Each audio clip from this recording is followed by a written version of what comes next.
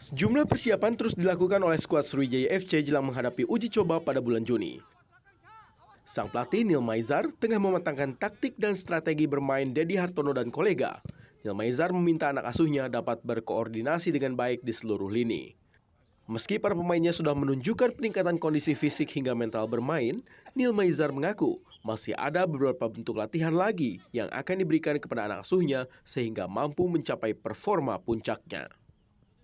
Kalau permainan pertama di segi kondisi fisik mereka sudah sangat luar biasa ya, meningkat. Habis itu di taktikal sudah ada perubahan, di di teknikal juga sudah mulai ada peningkatan, mental juga sudah siap.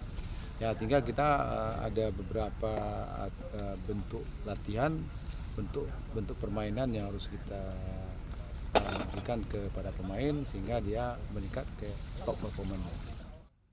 Neil Maizar mengaku waktu persiapan selama 2 bulan sudah cukup untuk membentuk anak asuhnya untuk mencapai performa puncak. Nur Muhammad, Kompas TV, Palembang, Sumatera Selatan.